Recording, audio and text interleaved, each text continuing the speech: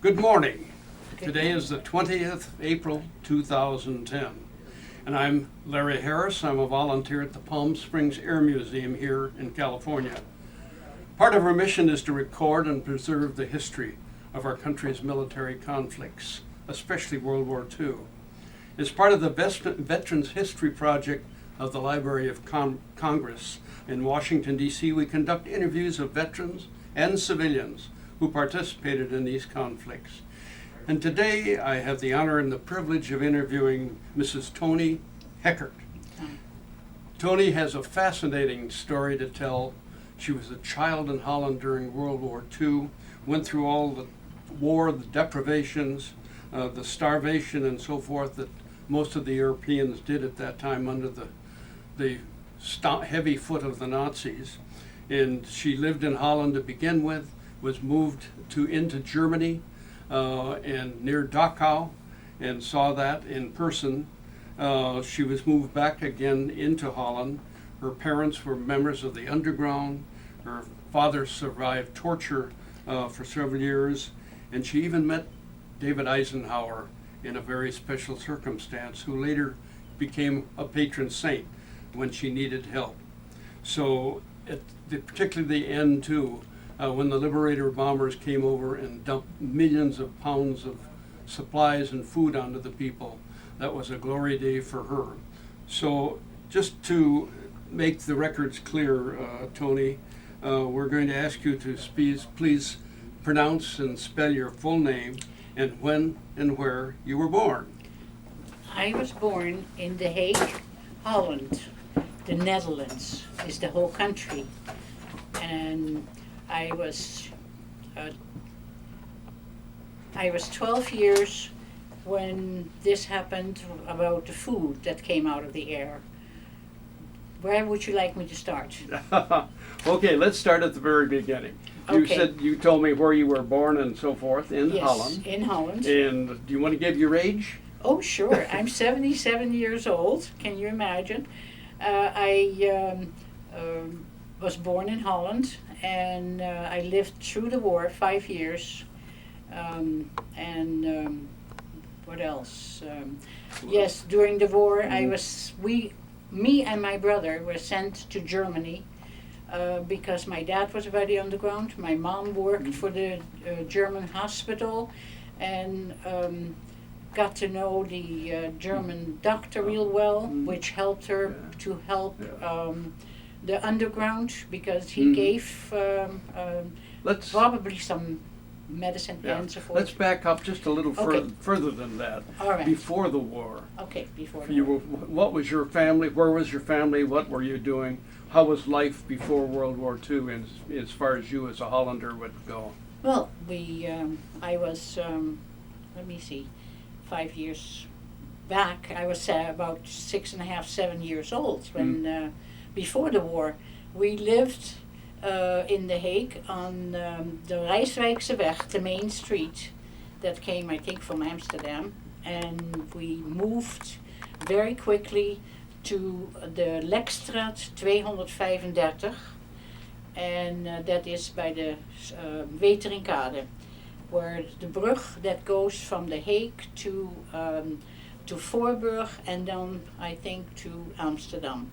So we lived there and life was peaceful, and all of a sudden what were your memories of the war when it started? My first memories of the war was that one day, don't forget I was very young at that time, I heard terrible noises outside, shooting, and I saw a plane come down, and I heard later that it had come down, and it was a German plane, and we saw the pilot even, because we lived on the second floor, and that's how high the plane also was.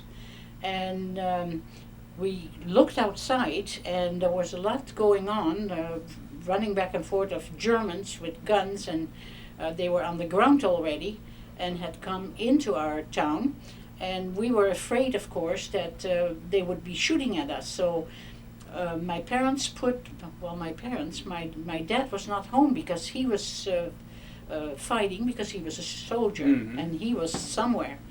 So I was put by my mother on the stairs. On the stairs, she said it would be the safest, you know, in the middle of the house.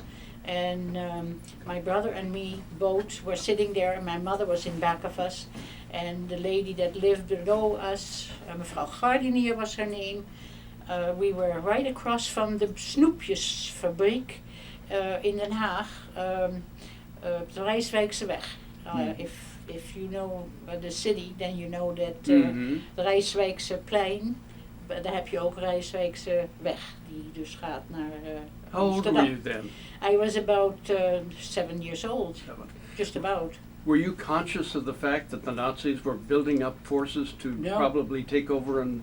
Nothing, except I knew something was going on because my dad disappeared, and he had a uniform on from the army, and So was it probably as a child you didn't really pay much attention to No. the news and everything? No. It was probably very but prevalent. of course, well, Yeah, of the the- noise. Mhm. We saw what was going on because we were in the kitchen, and we see this plane all of a sudden coming down with a German in it, and he came down and he fell in the Adelheidstraat in Den Haag, because we heard that later, and we were sitting, as I said, on the stairs, and I remember one thing very clearly, that we were kind of scared, and I said to mevrouw Gardinier, who was really scared, I said, mevrouw Gardinier, if you believe in God, He will take care of us, in Dutch of course. And so everybody calmed down, and from then on the Germans came in with their motorcycles. Were you fully occupied then following that? Well, that took, well, don't forget, they came over the border, and quickly with their motorcycles, with sidecars, came into the city real quick. Holland is very quick. In one day you can just about go around Holland.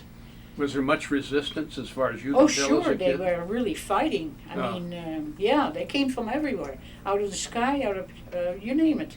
They were everywhere all of a sudden. That's how fast it went. Yeah. It didn't take long because they had told us that Holland was a neutral country and they would never attack.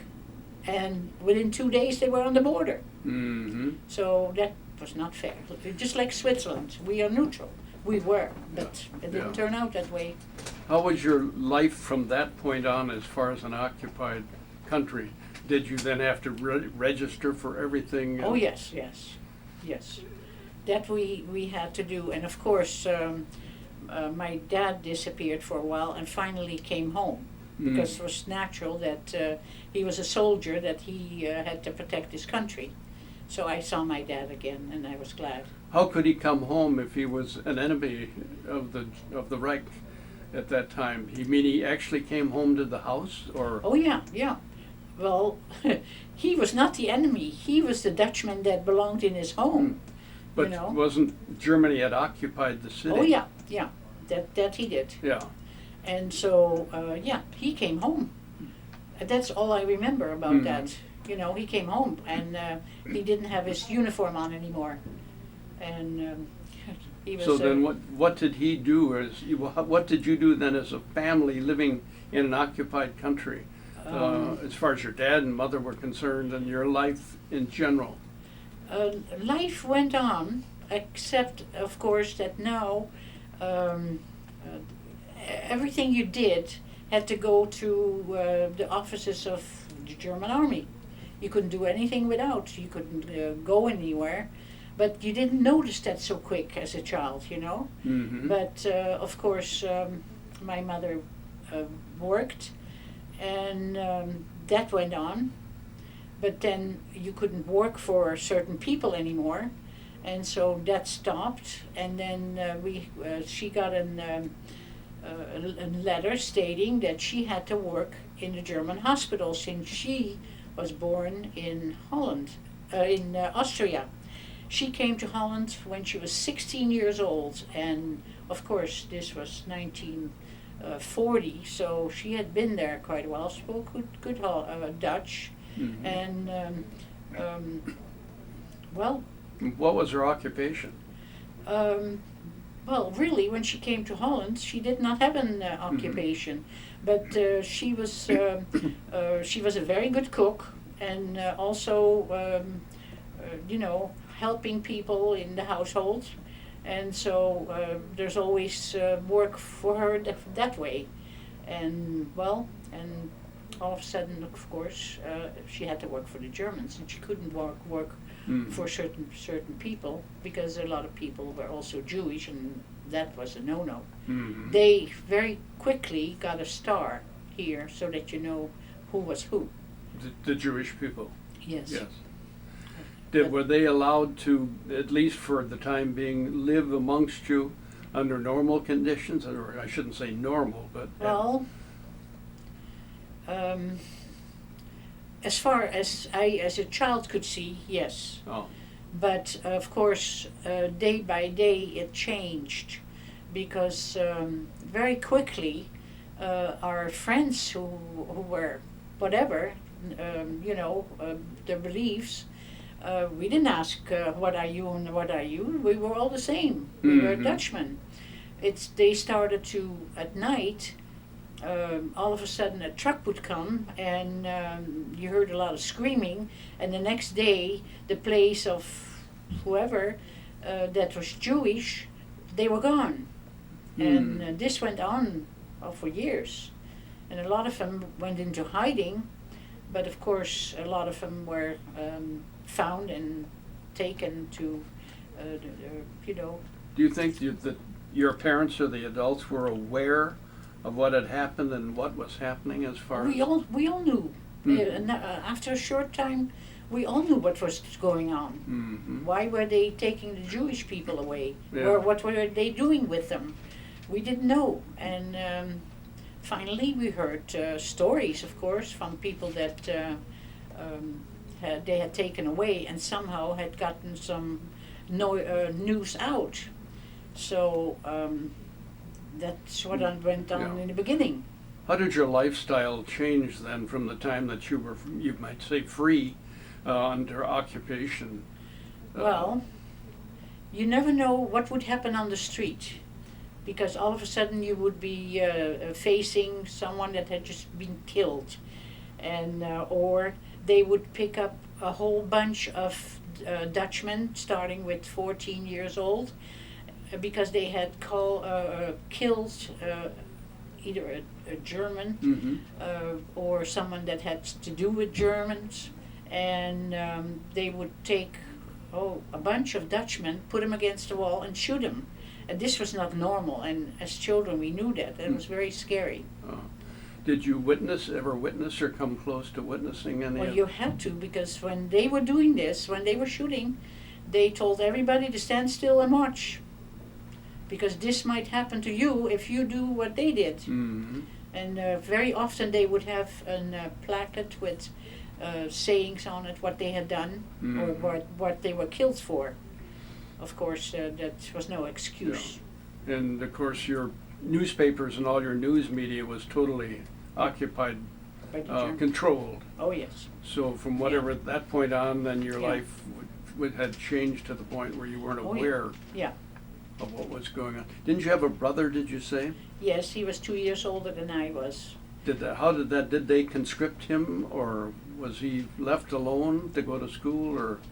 Well, in the beginning we had school, and the problem was my mother was Austrian, and of course Austria, Hitler was an Austrian too, and so they gave him a very hard time. They were always doing something to him, and then he came home and he had blue marks all over, and if I saw it, I would go after them. Who would do the beating? The beating, the Dutch kids, because they looked at us as if we were the enemy, and we were not. Because you were Austrian. Because my mother was Austrian, but they didn't know what we really were doing. Mm-hmm. You know, because reality was a different story. Mm-hmm. And what happened was my dad was by the underground, and actually so was my mother. And he disappeared, and for the longest time he was not around. We didn't see him. He was somewhere doing something, you know, but it all had to do with the underground. And so, well, to go a little bit forward, there was a time in 43, well, you can say 1943, and then in somewhere in June, July, my brother and me were taken away. My dad was doing things that the Germans were very upset about, and they had my mother in the hospital working for the Germans, so they wanted to make sure that they had some hold on her. So what they did, they sent my brother and me to a small place in Bruckmühl, and that is by Rosenheim. Just Yeah. a minute there. By record.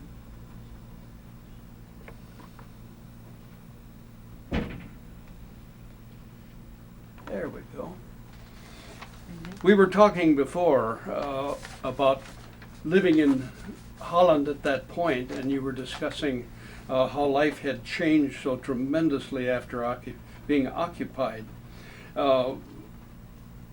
Did it affect you directly as far as going to school or your social activities as a child, or was that something that you overlooked as much as possible? You try to, yes. Tried you try to to, overlook. you know, have a normal life. Mm. Except, of course, it hadn't, because Were you get cards with little numbers on it, and with that you were able to get what you wanted. Yeah. You know, but real slowly that was less and less, and then to the point where you didn't get it anymore. Mm-hmm. Now, again, with occupation, of course, that meant that you had to toe the line in everything you did in your life. Yes. What about general life, living, eating, foods, recreation, and so forth? How was that affected then? Oh yes, very much so. Yeah. Yeah, life was different. Yeah. You know, because you couldn't just go Yeah. anywhere. What became the most pressing need? Well,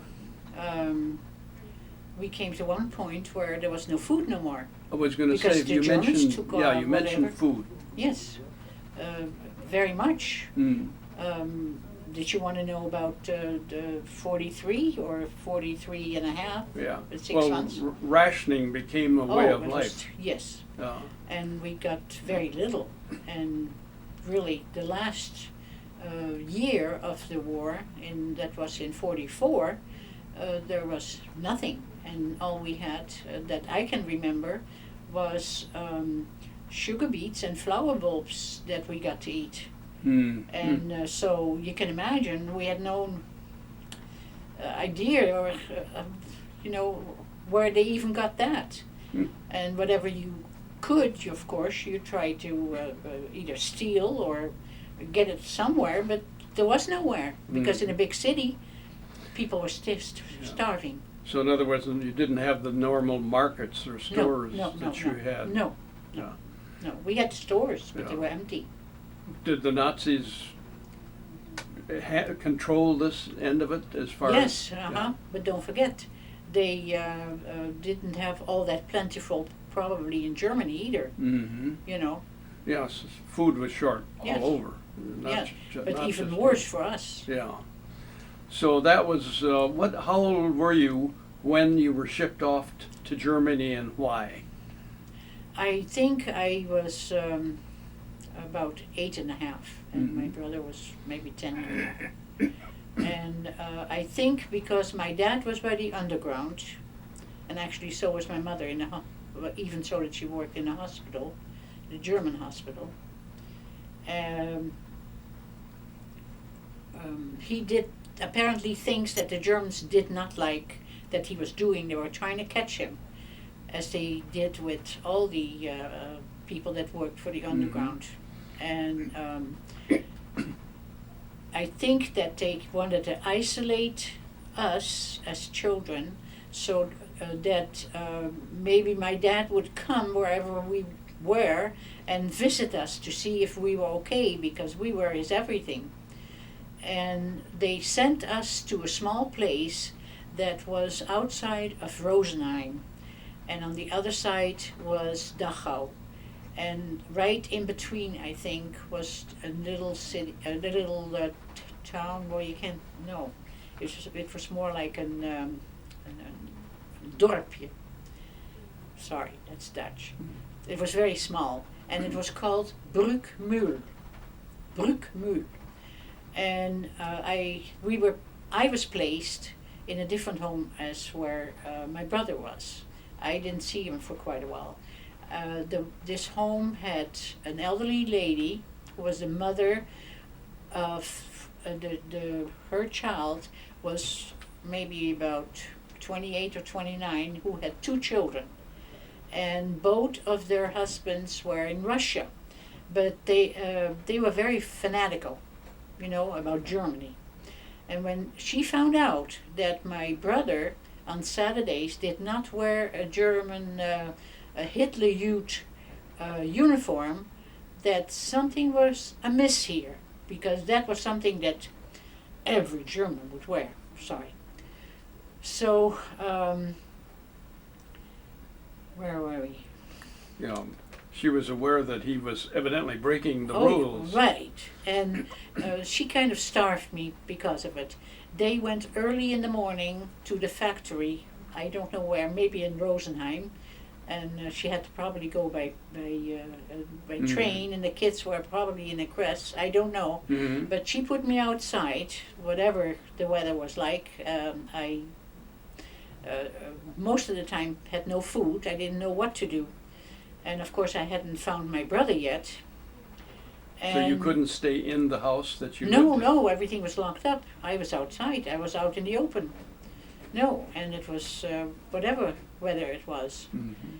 And then one day I found my brother, and we went to look for food.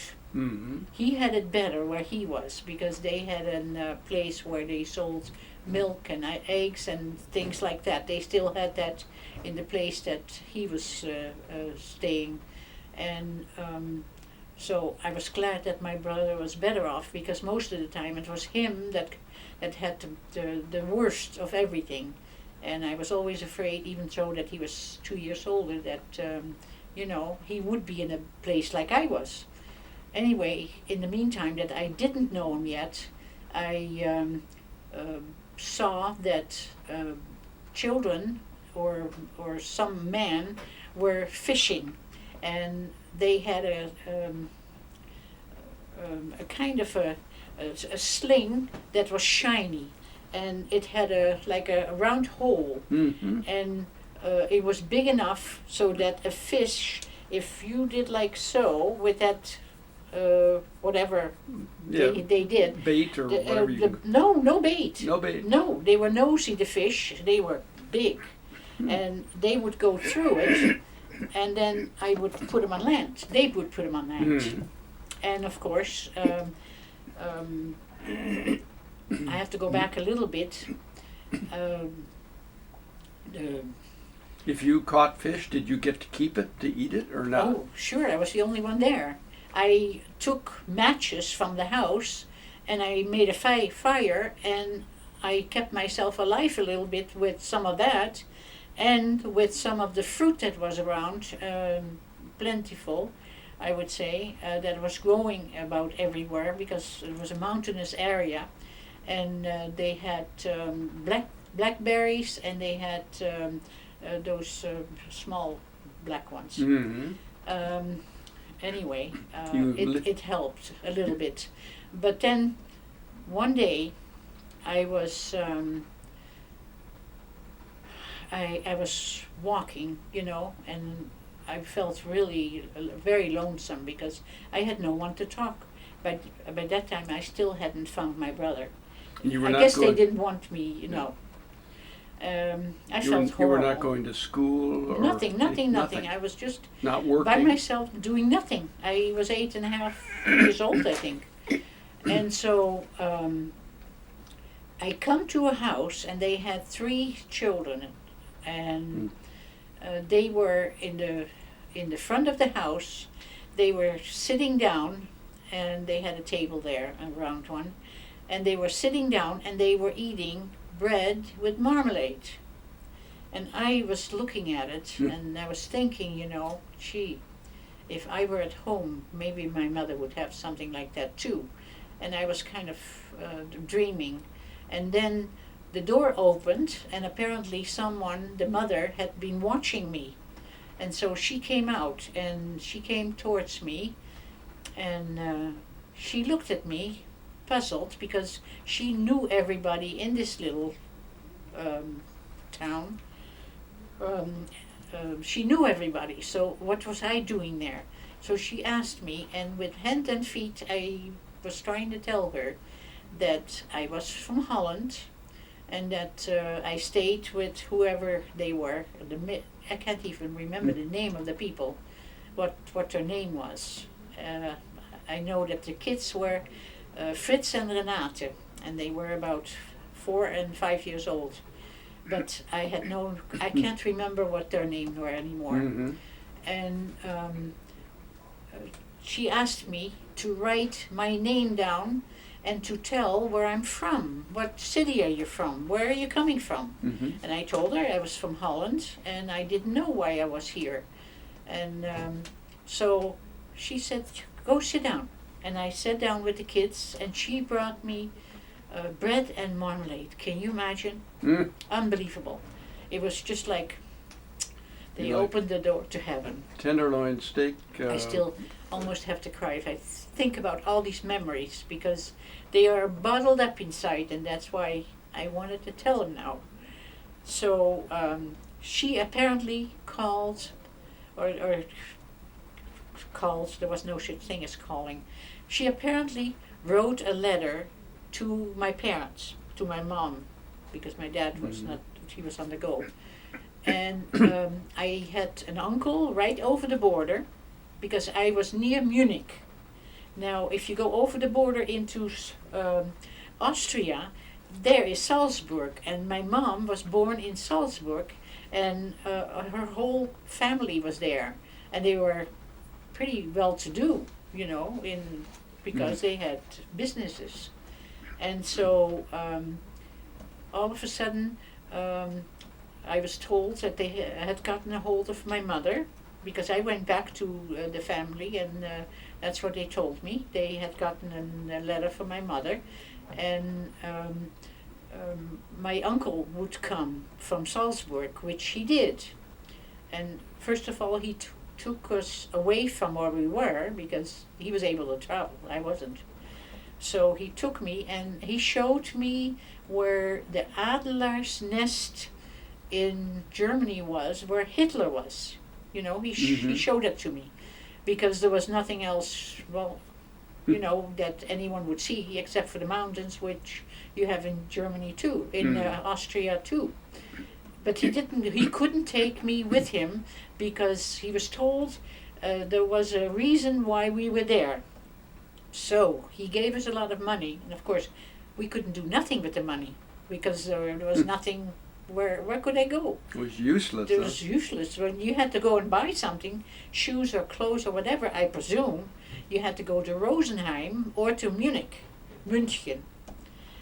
So anyway, there came a day that I found my brother, and we were going around where there was some type of a river, and there was a boat with a big hole in it. Apparently, it was a Saturday, and these kids looked at my brother. They did not have the same uniform on. My brother had some shorts and a shirt, and at his age, he was supposed to have a uniform of the Hitler's Youth. Hitler Youth. Mm-hmm. So he didn't have that, and of course they came towards us, and they wanted to get my brother into the boat, and tried to drown him for some reason. So I was so upset and mad. I took whatever I could find and I went after them, and I was just like a lion. And they ran. They ran. And I saved in any way the day by that. And so then we figured out that, we were there for some reason. Was it because of my dad? Who knows? We didn't have the answer at that time. There came a day but that was already into the year 1944. It was cool, so probably April, May. No, it couldn't be 44. Wait a minute. Yeah, probably. Probably. It could have been 44, but it was a little bit later because we were there quite a while in Germany and nothing happened. No excitement, so I don't know, whatever they were waiting for to happen didn't happen. My dad did not come and visit us, in other words. No. So You were not bombed or anything in that area? At that time, no. Yeah. But it started to start, but not where we were in this Dachau area, Rosenheim, Dachau, but and not in München either, but they did in some of the other places. There came a day, I couldn't tell the date, a date meant nothing to me. I wanted to go home. And then there came a day, we did go home. They let us go home, they put us on the train.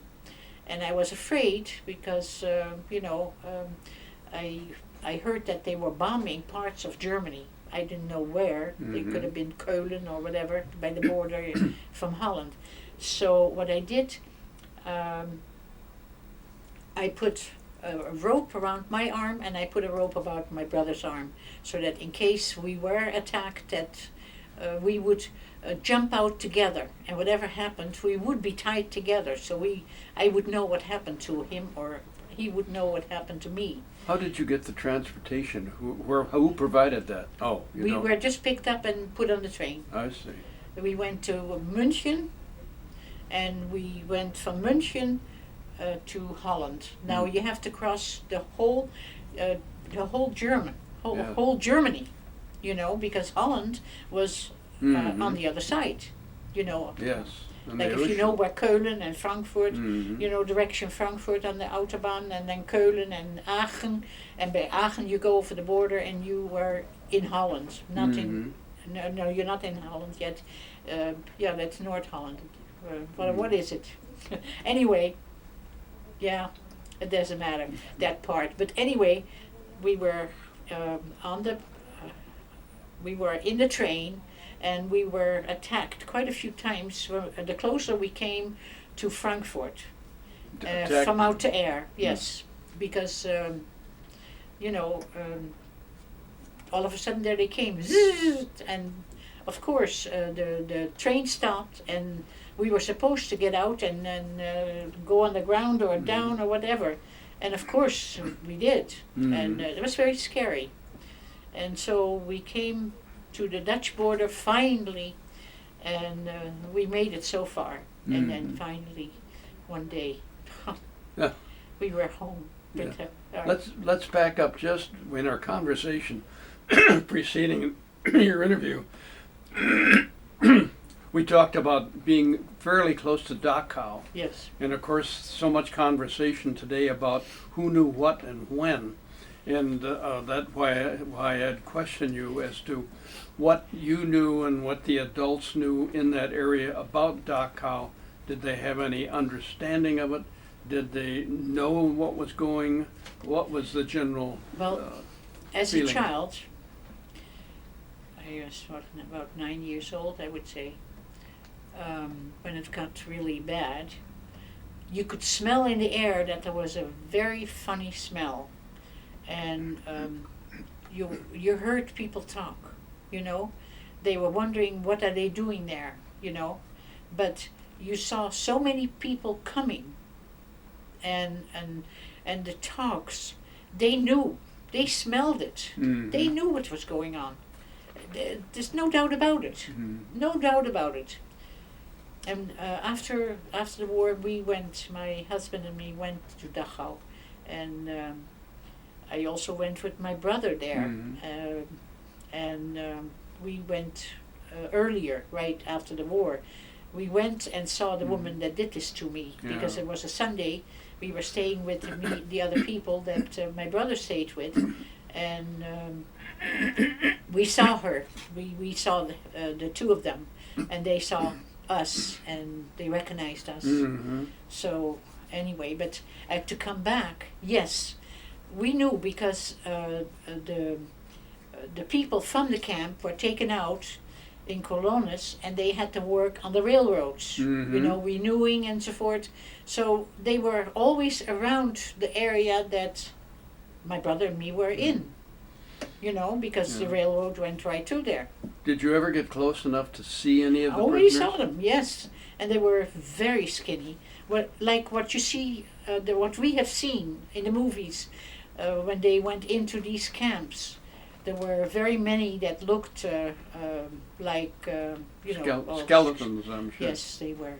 Yeah. The ones that were in the longest, and they were from all over. So any mature adult seeing those people. They would know something goes on there. Mhm. That something was not right. But Yeah. yet they closed their eyes to it. I know. I have seen the films, and the films were telling that these people that lived around there certainly did know. And the Americans took them to look at what was done inside Mhm. the camp. Yeah. And of course, then they said yes, but we didn't know. Yeah. But then, would you tell? No, I suppose they didn't dare to. No. Their life depended upon it. Yeah, right. Yeah. So for them was hard too. You Mhm. know that what was going on, Yeah. and they probably didn't like it either because Mhm. some didn't believe that they should have a war like that. Mhm. You know, and take over the whole world for what? Yeah. You know, like the doctor that my mother worked for, the German doctor. He was the person that did not want war either, Mhm. and he let my mother know. So that's why my mother was able to talk with him. So, you know, there were certain people that were very fanatic, and some were not. And you have that here too. Mhm. And they do crazy things. Yeah. Okay, you were put on the train just arbitrarily Yes. and sent back of all places. I have no idea who, or if there were more like that on the train. There were more Oh. children. You were and- taken back to the same town that you came from as a child, in Holland. Yes, Same town. they brought us home. Mm-hmm. They brought us home, and Now, how did you live at that point? Both you and your brother, you had no mother and Yeah. father directly. well, my dad was gone all the time. Mm-hmm. By then, he had done so much of the work that he did. What he did apparently also in Holland was he had a friend, Dick Bos was his name, and he lived in the Pletterijstraat in Den Haag, very close to our home, because we lived right off the Weterinkade. And that was a side street where he lived. And he had a drugstore. And in the drugstore he had a kind of a liquid. And he would give that to my dad. And my dad would take it and op het Spui in Den Haag, in The Hague. There was a restaurant, I don't know if it's still there.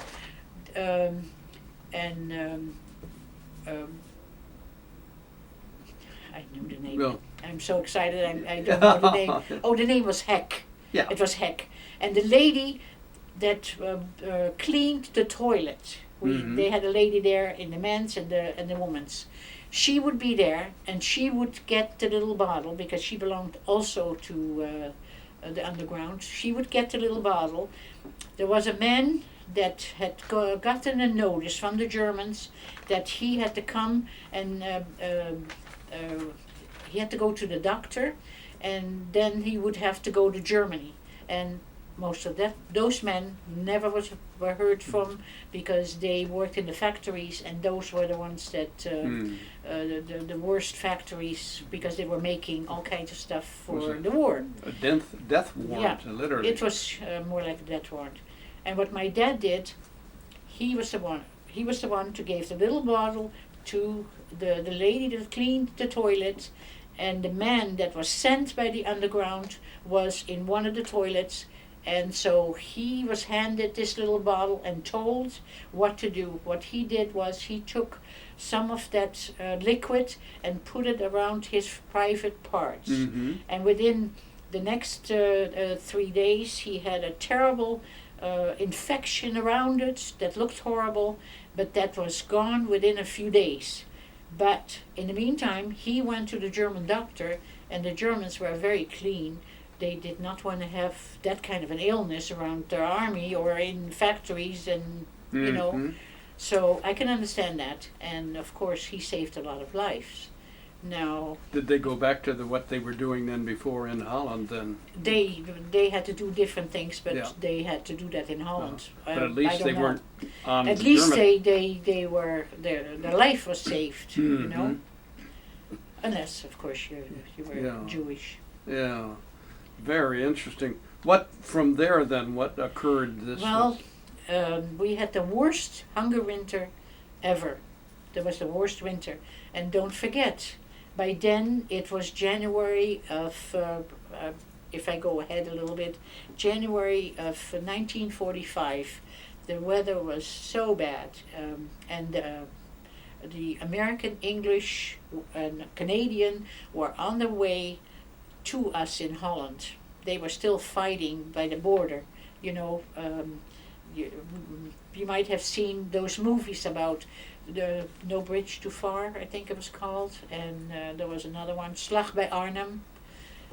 All the bridges, you know, they Mhm. were fighting there, and it took 1 year from the time that they started in France to come, you know, over the rocks into France. And it took 1 year exactly to come to us in The Hague. The Hague and Amsterdam and Rotterdam is the middle of Holland. And the Netherlands has 13 provinces, and the Holland is one of it. After whole the country, invasion of yeah. Normandy, you're talking Yes. a year. Right, and they were coming towards us. Those people, the Americans and the British and the Canadians, can you imagine? They were laying out there in this terrifically cold weather, Mm-hmm. and The were battle. fighting the battle around. It was horrible. Yeah. In Ba- Holland, you would say, met geen pen te beschrijven. This was the worst for them. Yeah. So, all of you, you know, Yeah. The how, battle of the how Bulge. could you do it? Yes, was there. Yeah. How occurred could you then. do that for us? Really, we are very grateful for that. Mhm. Anyway, there came the day that we were free. Oh, wait a minute. One thing I wanted to tell, a story. We were very hungry, and we went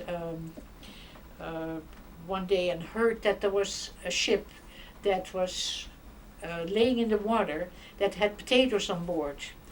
And I don't know any dates anymore, but because we were so hungry, we had no coal, no water most of the time, and so forth. And I ran down there, and it was not too far from where we live, op de Rijswijkseweg in The Hague. And I saw the people, and they were looking at the ship, and some of them didn't dare to go in, and some of them did because it was so cold. And a bunch of us kids, we dove in and went to the ship together with some of the mothers that were so hungry too, like I was. And so we swam to the ship. It was laying very low, loaded, going to Germany with our potatoes. And we went on board, and the skipper begged us to tie us up before he would let them take the potatoes, and we did it. The woman did that with the given stuff that the skipper gave us, because he had his family on board, and this was his job, and they would have killed him if he had let us take anything. Mm-hmm. So we went and we took what we wanted, and I went back and I ran home. Well, I was an icicle by the time I came home, because my mother had a hard time to get my pants and my shirt and whatever I had on off, she was saying I looked more like an ijspegel, which is, terrible. Mm-hmm. I was frozen. But I found food, and we made it last. And I heard behind me, when I started to run home, I heard that a whistle, and I knew the Germans had gotten wind of what was going on. And of course, they took care of the people that were still on board.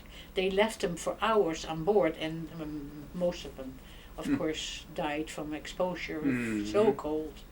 It could have been you. Yeah, but I was always in first and back out. Yeah, was your brother with you when these things occurred? No, Oh. no. I did not take him because, as I said, my brother, he was 2 years older, but he was like my son John, a thinker, Mm-hmm. and I was a provider. I was always thinking about getting coal, or I had a civet, it fell from the train, and you would find it, or you went to steal it. Mm-hmm. I mean, it was, after all, ours. It was not that you were really stealing what you could try to get. It was ours, all of it, really, because it was our country. How did those potatoes taste? Oh my gosh. When you think about it. Peel and all. If I think about it, Yeah. I get tears in my eyes if I think about those days that I ran home and I was so cold, and I still had to get home and bring the food home that I had taken, and so it was a miracle that I made it. Mm-hmm. So Could have frozen to death swimming, number yes. one. Yes. Yeah, or else. But I always believed that the good Lord was behind us, what we did. Mm-hmm. And I believed that very strongly. Yeah. Still do. Now, after that occurrence, which amplifies the need for food and the Yes. hunger and starvation that went on during that period of time, how much longer was it till you finally found relief through the invasion? It took a whole year. A whole year altogether. Mm-hmm. It was a whole year that finally, one day I go outside. I had heard something that they were very close to us, because it took so long to go through whole Holland, to whole Netherlands. Mm-hmm. The provinces. They were still fighting, and finally they made it to us, the big towns, because that's where the hunger was the worst, and more people were dying. And then one day I heard from my mother that they were so close that it could be any moment that we would be freed.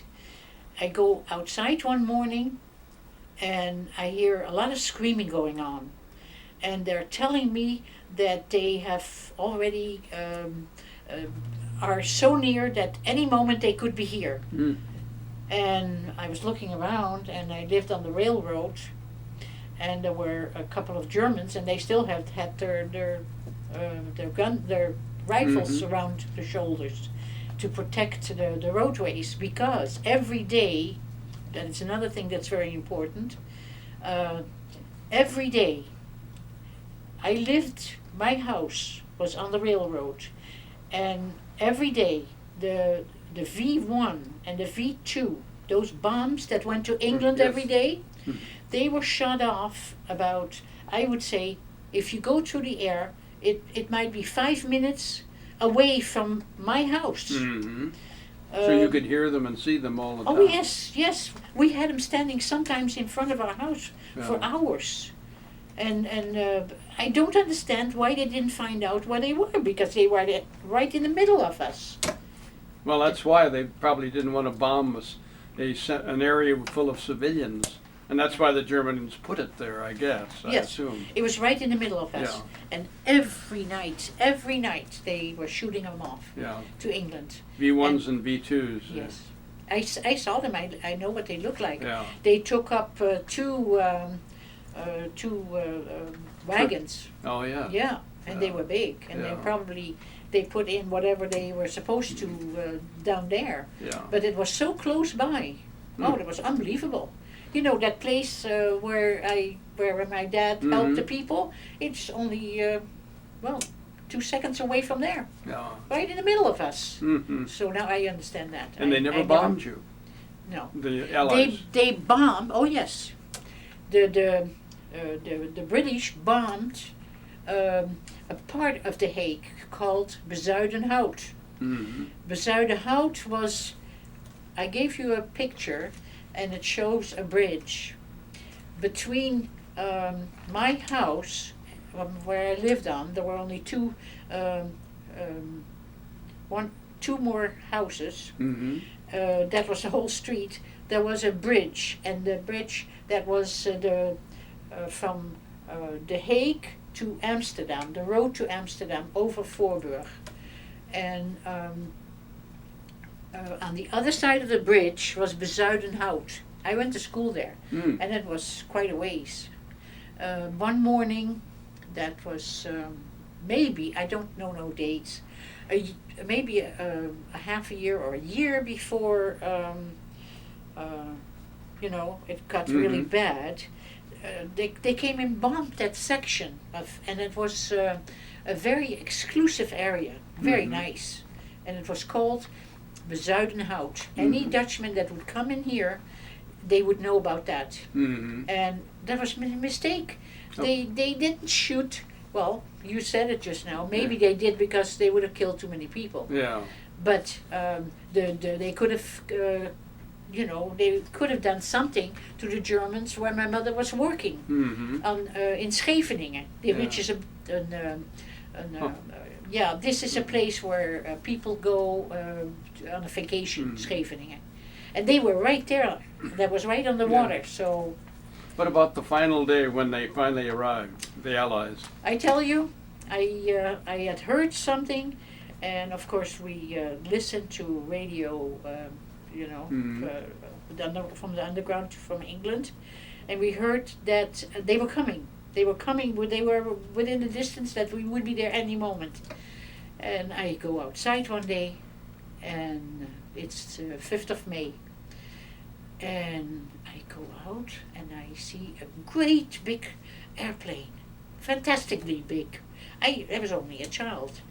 And I run to the bridge, which is 2 seconds away from my house. I go up the stairs and I'm on top, and all of a sudden this plane turns around. Maybe he saw me running. He turns around and he opens the bomb bay. And all of a sudden, he started to throw, oh my gosh, chocolate, candy, chewing gum, cigarettes, sandwiches packed, and all kinds of stuff. And by then, people were aware of it around where I was, and I started to throw it down and to wherever they were. And so you weren't aware the war was over until that happened? No, I wasn't aware of, and I was afraid that those 2 Germans there would shoot.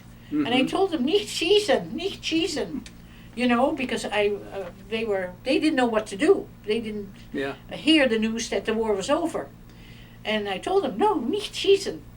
And so anyway, the plane went and came back in a little while later, but it was about 2 hours, I think. And then when he came back, he came with something that came from Switzerland. It was bread, and the bread was kind of skinny, and then it was crispy, dark brown on top. Can you imagine? It came from Sweden. This came all the way from Sweden. The Swedish people, the bakeries, had baked all this to feed whole Holland. This bread. And it was unbelievable. Do I have to tell you how it felt? There's no way I can thank them. Delicious. Yeah. Delicious. Oh, yes, indeed. Tell me, you had mentioned to me briefly about your mother and the relationship to General Eisenhower and came to dinner. Yes. And that changed your life, as you said. So why don't you tell us what occurred there? My whole story is so unbelievable. Well, if you believe it was, it came from up there. It had to be. Well, Where were you and why did this occur, this meeting that you were? I don't know any dates, Mm-hmm. but I heard from my mother that General Eisenhower, who freed us, had come to Holland for a visit. And my mother, by then, was also taken away from the Germans, of course. She spent some months in a Canadian hospital, and then she was on her own. And she worked for the American hospital, for the American embassy. Mm-hmm. And then she came home one day and told me, General Eisenhower is coming today. And I thought, oh my gosh, he's the one that freed us, Mom, you know?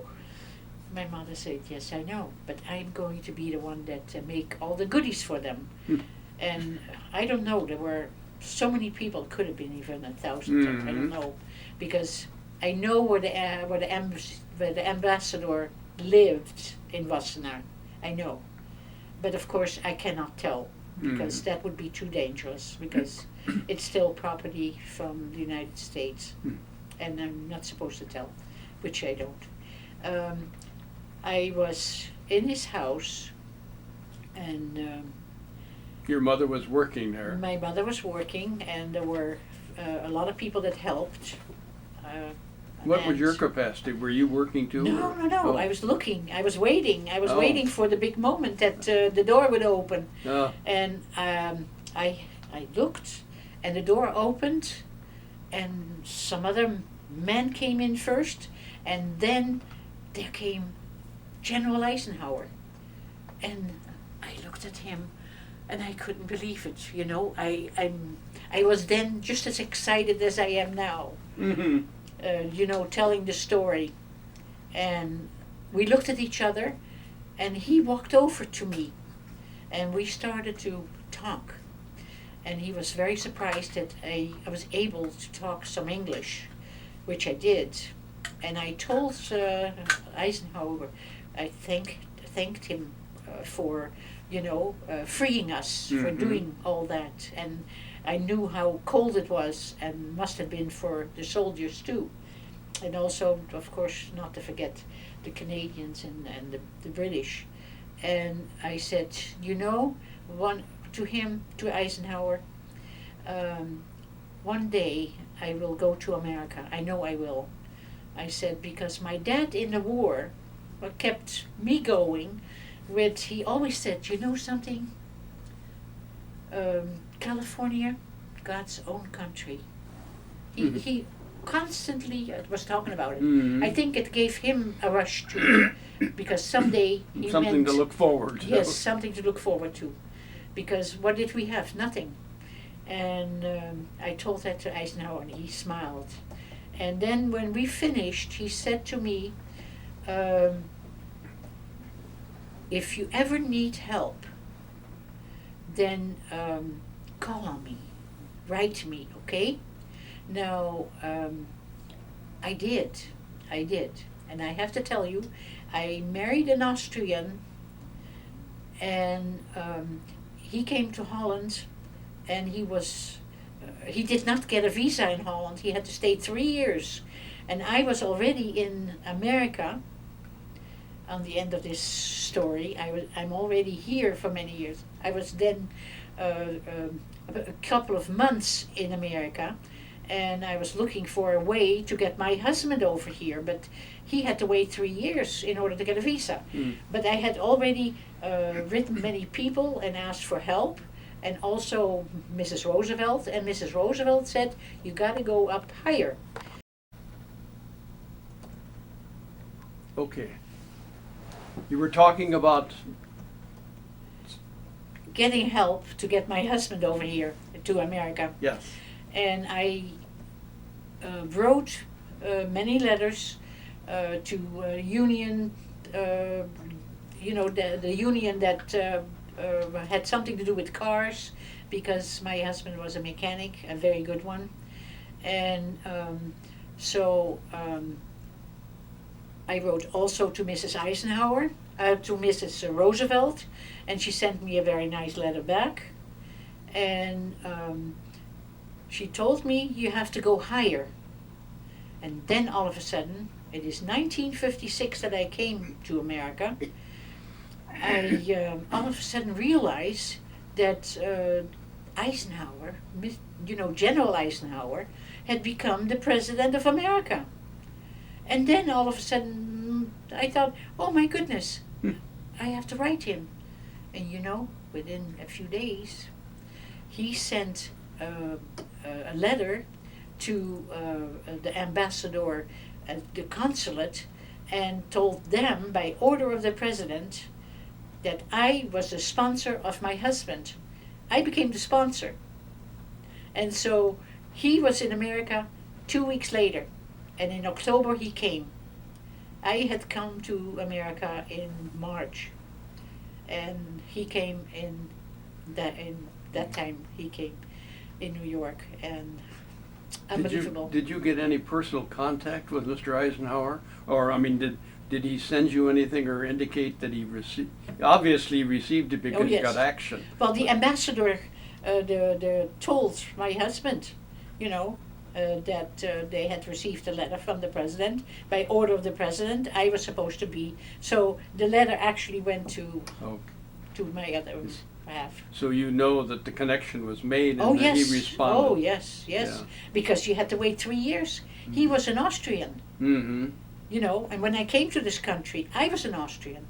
But now, 6 years after I got here, I became an American, and I'm proud to be. This is my country, Did you ever have any contact with Mr. Eisenhower after that? No. In any shape, form, or matter?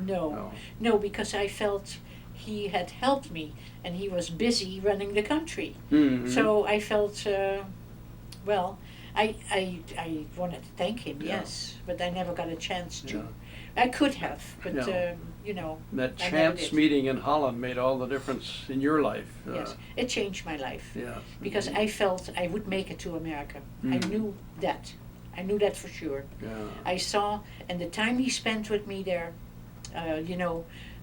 by the kitchen door, because I was not allowed to get out of the kitchen. Yeah. And, so can you imagine what that was for me? It was unbelievable. Yeah. The end of the war, everything together, it was a new life. Yeah. What have you, in the meantime then, when your husband came over in that short amount of time, through special Unbelievable, yeah. in special attention, you might say, from the president. Oh, yes. Yes. Oh, yes. But then what did your life become, and what happened First of all, in the years? My husband came, my former husband came on the Mm-hmm. boat. And there was a journalist from a Dutch newspaper on board. And he put a whole story in about what had happened. Mm-hmm. How he come to be. He told the story. And of course I have those, and everything. And then it was so unbelievable. And then, not to forget, I spent Christmas with people from the church. He also wrote about that because I had gone through so much and told in church in Scarsdale, where I lived for 9 months. I told them about what had happened to me, that I met Eisenhower and that he helped, and that henceforth that my husband was going to be here within no time. Mm-hmm. And every Sunday we were going to a different person from the church. But all those people in Scarsdale, New York, are very rich people. Mm-hmm. And then with Christmas, I was at the person's house that laid the cable from the electrical cable from New York to London, and from London to New York. I was with those people. Oh. How did you get that kind of an introduction? I didn't need an introduction. Oh. Everybody in church knew who I was. Mm-hmm. So at that time, my husband was there, and I spent my first Christmas, and I really had a dress that I must have either gotten or that I bought myself. I looked like a movie star. That's what I felt. You felt I like couldn't one, believe all of it. What happened then in your life till now? Well, I have gone to many years that we have had Volkswagen and Porsche places, 2 of them in the Bay Area, and I have a Dutch husband, which I have now been married to for 35 years, Mm-hmm. and I live in the street where President Eisenhower laid the first stone of our Presbyterian church, and his, what you call this, his Uniform or? no, the church outside, his face and everything is there, made of clay. Oh, What do you call those things? I'm not sure what you're. And borstbeeld, Wim. What do you call that? Outside is Eisenhower. Eisenhower A picture is of him? No. A bust? a bust. Okay, a Yes. bronze bust. A bust of Eisenhower Mhm. is there, and I live about 2 seconds away, in the same street as the church. So you can imagine Mm. how did this all come to be? Yeah. I presume that I also want to tell, I have traveled a lot, and I have gone to Germany, Mhm. Switzerland, Austria, and everywhere. That What city is I this in? love all of them. Yeah. I do not hold anything against no one, Mm-hmm. because this was a time that nobody would know that would ever happen like that. Yeah. So I do not hold anybody responsible, because you know, we people don't do Yeah. those things. Yeah. Normal people.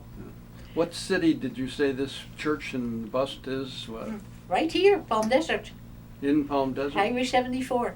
Yes, Okay. you go take a look and you find the what I'm talking about. Mm-hmm. Yeah. Of course He we- put the first stone in the church when they built it. Mhm. Yeah. So And you've lived how long here in 12 years here, 12 years here? and then about 33 years in the Bay Area. Mm-hmm. First in Oakland for 5 years, and I worked for the Bank of America. Then we had saved enough money to start a business, and I lived in the Bay Area for 44 altogether. Yeah, well, if ever there was a description of a survivor, you are it. Yeah, and you know something? I have dreamed of this day where I can tell my story, you know, how it was. When to you go think through of it, this. just imagine a girl of that age To have being to do all thrown these out things. into to the wolves, Yes. literally, in a To go country. and take coal, Mm-hmm. and all of a sudden a German Shepherd comes at you, and you hear a German scream, fuss, which means grab, Mm. and he calls the dog's name, and I said to the dog, Wolf, fuss, and he went. He didn't come after me. Oh. Yeah. Is there anything?